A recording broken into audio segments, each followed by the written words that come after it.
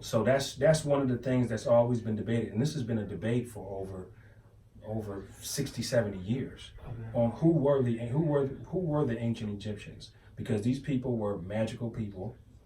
These people, they still can't figure out how to create pyramids to this day. So I wanted to ask you, because I was an interview that you had did, and it was very, very interesting. And you have people who really send you hate mail. Yeah. Like, talk about that. It's because they don't want to believe that black people did this, and particularly the people in Cairo, they believe that they are the original descendants of the pharaohs. Okay. If you go to Cairo, you'll see that most of those people look like they're of Arab descent. They don't look like the people on the statue. It's just is what it is. So when you're talking about black Africans did this, they in their mind can only connect black African to slavery. That's the only thing they can connect it to that, and Bushman, being in the bush, like Tarzan, right. Not royalty. Not royalty. So they don't want to believe that black African people did this. Same thing with Napoleon. When Napoleon came to Egypt, he looked up, seen all these monumental statues, and the first thing he did, blew all the noses off. So if you look at a lot of these statues, I think from in counting, it was like 1,776 statues with noses blown off. The nose is the most identifiable thing of African. You know what I'm saying? And the cheekbones, of course, too. But you blow the noses off, okay, you can say that's anybody. That could be anyone. So that's something that he did. So that's clearly, it was an agenda by Eurocentrics and Arab nations. So, a little bit all over the place, but good conversation. I want to go down and ask this question. What does African American culture mean to you? Here, like African American culture is in my blood, but when I say African American, I don't want people to forget that it's not just African. Black is not just limited to Africa. Black is also Indian. Black is also Native American. So there can be people in the United States right now that's not African at all and still black. You know what I mean? They could be connected to, have you ever seen the original Australians? And Aboriginal people of Australia, they dark, they're real dark, with like wavy hair. Ethiopian, same thing. They don't call themselves black, but they're black like me and you. You know what I'm saying? So I would just kind of wish that, to answer your question clearly though, what we've gone through in this country, we've been separated from our African heritage. And you talk to an Italian from here, even though he may not have been born in Italy, he still know about his heritage. That's something that was stripped from African Americans in this country. If it wasn't for my father beating it on us, when I say things like, Dad, kids talk about my last name, Kulu, and this, that, and the third. And it was never white people saying this. It was always our people saying this.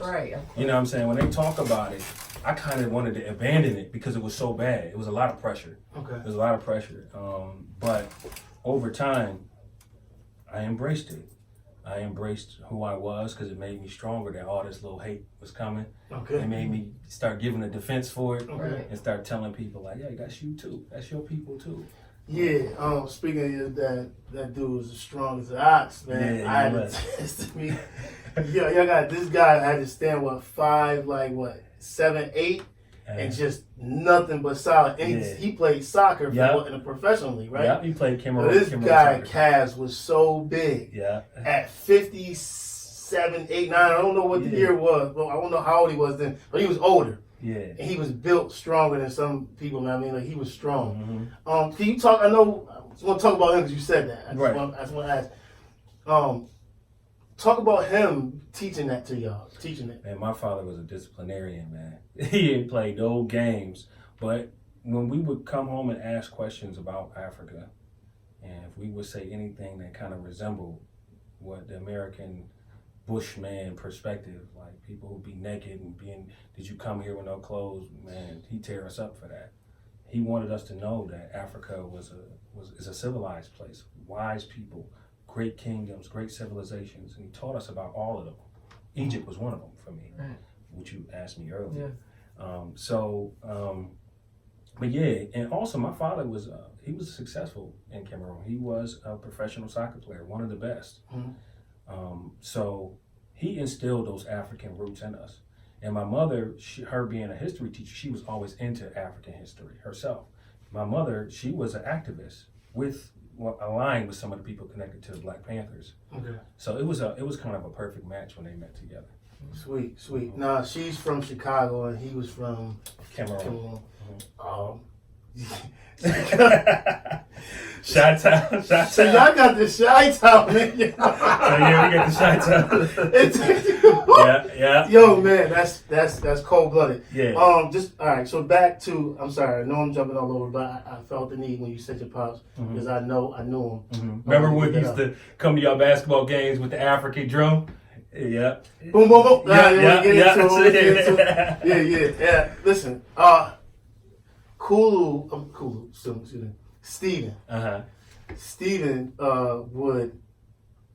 he resembled you. Like when I look at him, I really see it. That like I really see because just everything about him. He's like an ox. Yeah, right. A big old linebacker, like Right. So when I first seen Steven, it was end of my junior year. I think he transferred from Bennett, and I'm just like, yo, dude, like, where do you come from? Not about his name or anything, but you just see him and you just like, yo, there's no other 17, 16-year-old who looks like this. He's like a grown man in high school. Steve was bulky. He always was bulky. And he walked like, yo, like it's about to go down. Like, a fight breaks out, I want him there, like right next to me. Yo, get him. Anyways, I'm joking around, but like seriously, he resembles him. Yeah, it's the gorilla right there. Yeah. Oh, yo, shit.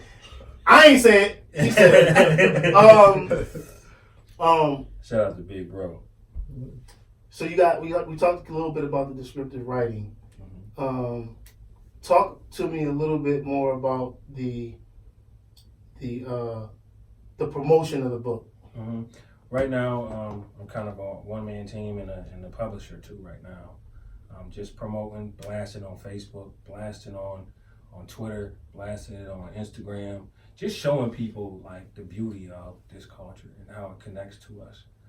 And a lot of people are very interested. They just never knew this. It's crazy to me that our people never knew how connected we are to ancient Egypt, and expressing it to them, it gives them a sense of pride. So it's not just about the promo of the book. It's also about giving people something to identify with besides slavery. Yeah, so with the promotion of the book, and do you go places and speak to people about it to get them geared up and psyched and geeked about it? We're about to start our tour now. Okay. I'm going to start doing more and more conferences just to get people educated on it first. Okay. And also promote the book too. I think you're, as far as a marketing perspective and salesperson, I think that cover is so appealing and it's beautiful that alone sometimes will make someone be like, what is this? Let me pick it up and read the back. Whether you're scared of it or hate it or not. It's a beautiful cover. So like even in like where I come from, like the fashion world, it's beautiful. Like that is a beautiful, beautiful cover. Yep. Like when he told me we were interviewing you and I was like, okay, well, let me go find out about it. That I was like, yo, this cover is beautiful. Like that alone, I think is a great marketing thing too, because it's like, it makes sense with everything in your book clearly, but it's just such a beautiful, it's like, I mean, it's a stunning cover as far as I'm concerned. I think that's smart too, because I think that sometimes we pick up books just based off of that, not even knowing what it's about, and then I take it home. Right. I mean, I do that all the time. Like sometimes you'll just go to a bookstore, you want to read something, you don't really know what you're looking for, and sometimes the cover is what you gravitate to, and then you're like, oh, let me get this. Another thing that inspired it was Black Panther. Yeah. Black Panther, when we saw the movie, it was amazing. It was amazing for it to do the numbers it did. And what people don't know, if you do your research behind it, it showed 2 billion. 500 million of it was in China. China is mostly doing some redevelopment in Africa right now. So just looking at that, looking at the interest of it, location, interest in African history. But unfortunately, like I said before on another podcast, I told them, Wakanda is not a real place. It's a made-up place by Stan Lee. Egypt is a real place. So not to knock nothing with Black Panther. I love Black Panther. This is it's an inspiration, but this is real. Yeah. Oh, no, hold up. Like, I love this because people tell me not to say segue, but I'm gonna say it anyway. Segue into something that is near and dear to my heart. I love Stan Lee. Yeah. And you talk about on Facebook one day that Martin Luther King and Malcolm X and somebody else were the original X-Men. Well, and I say I love Stan Lee, but Stan Lee's not the one who did X-Men. But I'm just saying, I just segued into that. Talk about that for people. Correction. Stan Lee is the one who did X-Men. Okay, all right. okay. I be getting mixed up, man. So anyways, I don't want to mess it up. Stan Lee created X-Men based off of the differences, the conflict differences between Martin Luther King and Malcolm X. Professor Charles Xavier represents a person who is of peace between humans and mutants. Mutants represent black people with superpowers. Okay, Magneto is the leader of the mutants. Okay, who hates humankind and because humankind oppresses him, and he wants to stand up and destroy them. So as you look at these characters and how they are portrayed, it is Martin Luther King and Malcolm X is where it all came from. Now the superpowers thing is how we've been viewed. We're viewed as a people, if we rise up and come together, we're dangerous, we're powerful. So that's where he came up with that whole thing, which has turned out to be one of the greatest comics ever. So I'm on a roll here. Just listen. If I was like Jose Canseco, man, I'm about to knock this off. Knock it up. Do you feel you could be the next Stan Lee? Because you going descriptive, you doing your history, you know what I mean, on the people. Could you possibly, because I know this is going to try to turn into a movie, could you possibly kind of go into that role? Do you think it could be picked up like that? I think it can be picked up, but I'm the first Emmanuel Kulu. Well, the second Emmanuel Kulu, actually. But as in this novel thing, this will be a series, something like that. You know what I mean? But the goal is definitely to get there like Marvel, like Star Wars, comic books, all of that stuff, children's books, all of that. This is what opens up the floodgates for that, you know. And like I said, Black Panther showed us a lot, man. It showed us that it ain't just black people interested in African culture. No. Man, you go around and you look at go to China, you see the similarities between African dressing and African fashion. When African fashion come out, man, I don't know if you know, but you got to go to an African fashion show. Yeah. When African fashion show out, you talking about people from all over coming, and you into fashion. Yeah, so. Definitely. I just saw someone posting something. Grace Modi, she's a model. It's from Buffalo. She's always in. I don't know where she's exactly from. Yeah. She's an African girl. She's an African girl. I know. Yeah. She was just at a fashion show this weekend. Yeah, I shared it. She was in a fashion show this weekend. Yeah, that looked amazing. Yeah. She looked amazing. Yeah, she did. She looked amazing. Yo, don't look at me like that. Look, he's the worst. Yeah. It was great. It was great from what I saw on Facebook. It was me too. I only saw what was on Facebook too, but it made me interested just off the pictures. I'm like, okay, Grace. And when they do the African dance, you know, man, it's like everybody all over the world. India, it's just really here in America where people just look at Africa like, jungle, bush, all that lions, tigers, bears. This is the first weekend that I didn't. The last 3 years, I've gone to a music festival called Afropunk in New York City, and it's in Commodore Park in Brooklyn, and it is beautiful because it's all black people, it's all Africans, it's all different people that come together, and like they wear their clothes, like everybody wears like crazy, all the outfits that we want to wear, but we don't have anywhere to wear. You could wear there, and it was like that culture there made me constantly go back. Besides the dope lineups of musicians that are always there too. But like, it's true. It's like there's nothing like that culture. Like there's nothing like that. Every time you go, you just it's so freeing and it feels so great. Okay. Like the first time I went, I'm like, I'm coming every year. Like it was crazy. Yeah. It's live like that. It is. And when people think of African, they just, like I said, they always think about the black African. There's so many shades of Africans, but Africa is the biggest continent in the world. Right. And even there's studies on the map that they say Africa on the maps were like, they made them look smaller than Africa really is. So that's another story. We should tell it. Yeah, well, let them get this one off. Yeah, get this one off. Like, basically, obviously for power reasons, you know, when the Romans came into power, only thing they knew about Africa was like Egypt and Ethiopia. Okay. So once they like actually traveled around, they noticed how big it was. And African people have never been like all one people, just so everybody knows that. You're talking about over thousands of tribes. So this is how colonization happened. If I go to your block and tell you, hey, we'll trade with you. Then we go to his block, tell me we'll trade something with you. I'll make it look like I'm friends with y'all while y'all in conflict with each other. Have y'all battle each other, and then take over. That's how colonization happens. Okay. Because some of these tribes, they don't deal with each other. Like Ethiopia and Nubia had issues. Ethiopia and Egypt had issues. Ethiopia and Egypt and Kush had issues. So a lot of them weren't all just together. Okay. So when we talk about Africa, we talking about like it's all one big place, but they didn't always, all African nations didn't always get along. Right. So you blended all of this together. Mm-hmm. I'd be remiss to ask, when did you actually start this? Like what was the timeline on this? 2017, January. So when did that's when I started writing. Okay, but so when did you start this as in like, yo, I'm about to look up the Shaka Zulu, but then like I can't do it because there's some cover issues. So what, like, when did that was 2016. Okay. 2016 when I was like heavy on the Shaka Zulu thing.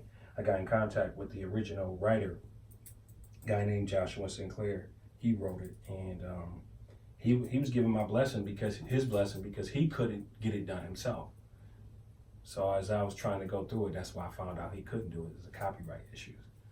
So couldn't make it happen at that time. So copyright issues with what? With the 1986 Shaka Zulu film. That is one of the best African films ever. So if you ever get a chance, it's on YouTube. You can go look at it. Great series. That movie's all over the place everywhere. I've seen that movie a bunch of times. Yeah. So I started in late 2016.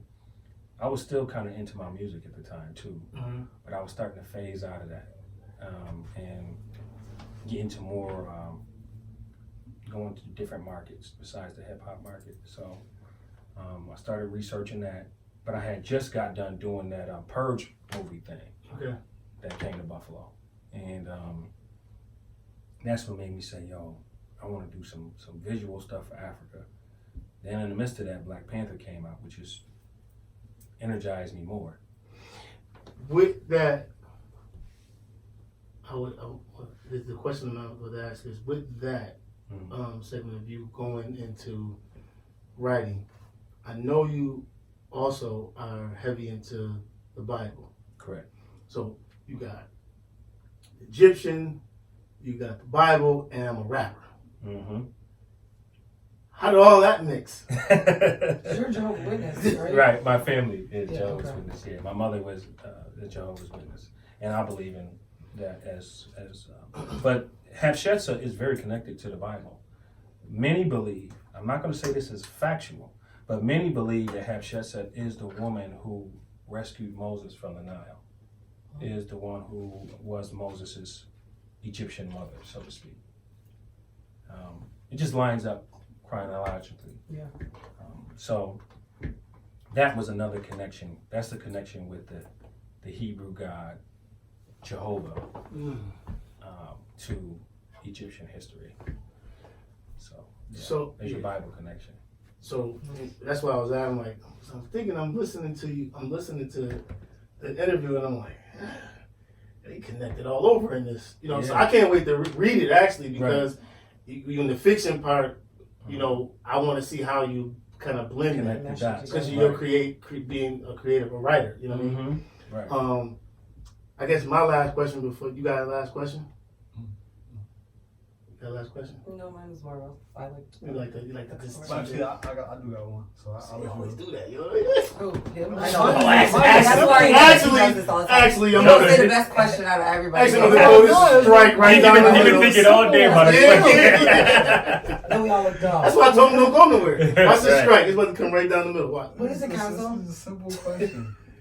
You was talking about doing the tours. Along with your tours, are you doing any high school or kids? Yeah, we want to do colleges and high schools. Definitely raise their awareness. I know it's going to be tough because we're going against the curriculum. I was just going to say that. We're going against the curriculum. It's going to be tough for teachers to allow us to come into auditoriums and, you know, but we got a lot of black principals. Man. I was just going to say, Buffalo. We got a lot of black principals. So now you can. We're gonna try to work with that. Go into these high schools, go into these colleges, and just see if the awareness is out there. And if it ain't there, we're gonna show it to them. Right. Well, I was just thinking, like, to me, that would have more of a benefit and impact because a lot of older people is more closed-minded. So, and then with the younger kids, they're interested in stuff. history now. They're interested. Especially now. They don't. This is something that they don't normally get. So. Yeah, definitely. That was definitely in the plans to do colleges. Obviously, you know, we're gonna attack like libraries too, historians, scholars. We plan to go to Egypt to have a debate. If you follow me on Facebook, I had a debate with a scholar, with an Egyptian. Well, he says he's an Egyptian. You know what's funny? I don't know you personally because I know your brother Carl more, but I followed you. We've probably been friends on Facebook for a long time, but I've always known you for your controversial posts on Facebook. Absolutely. Outside of like everything, like from music to whatever. I'm like, he always got some shit going on his page. Yeah, you know, listen, I've always been against the grain. You're just like, you are. Like, I do. Yeah, that's how, like, when he said he was, like, interviewing you, and, like, I know from, like, different things you guys dibble and dabble, and I didn't know about the book until recently. But it was funny because I was like, oh, I know him. He always got the, like, controversial debates. Even if I don't get in them, I'll be reading everybody's stuff. It's funny. But you always been, like, even in, like, it would be, like, hip-hop debates or, like, anything. It was funny, though. But that's how I think of you sometimes because I'm like, it's funny. Against the grain. It's against the grain. I mean, nothing wrong with that. I mean, you know. At least you stick to who you are. Why blend in with everybody else and keep quiet? My last question is, are you Afrocentric? No. What do you say to people that will say that? Afrocentric is a very racist term. It's basically saying that black is everything and everything else ain't nothing. That's basically what Afrocentric is. Like everything else is a diseased version of a human being is what the Afrocentric viewpoint is. Some compare them to, have you ever heard of Hebrew Israelites? Okay, people who always would say things like, oh, those people get burned up in the sun and they this and they that, they not real human beings. Nah, I'm not on that way. What Rome did, great, good for Rome. What China did, great. I give them props. What the Arab nations did for them, what I'm just simply saying is what Africa did, don't whitewash what we did. Right. Don't say that we didn't do it. Yeah, I like that, yeah. You know what I'm saying? That's all. And that some people would try to label that Afrocentric, but it's just being an African historian. And I'm an African. Yeah. So obviously I'm going to speak up for what Africa did. But again, some people feel some type of way because I'm big up on where I'm from. Yeah. Take it how you want it, though. Yeah. All right. Since you don't got no more questions that you're going to throw strikes on. Smarty. I have one question. You know what I mean? It's a good It's question. always like That's a good that. question. It's always like that with this guy. Good. Give us IG, website, when the book comes out, all of that. We need all of that right now. We're looking at the fall. The publisher hasn't given me a date yet. We're looking at probably like November, late November. I had the idea of trying to release it on Black History Month in 2020, but I kind of been promoting it a little bit too long to wait that. So I might release the gold edition of Black Pharaoh on Black History Month and release in November. But it's really her call, the publisher's call. So I don't decide that, unfortunately. But website www.iblackpharaoh.com. The IG, same thing, iBlackPharaoh. Look me up. Same thing on Facebook, iBlackPharaoh. Same thing with Twitter, iBlackPharaoh. So it's pretty cut and dry, simple. iBlackPharaoh, everything. Mm-hmm. Hey, this is Ricky. This is Siobhan. This is Kulu. This is Kasu. And we're at Culture Visions.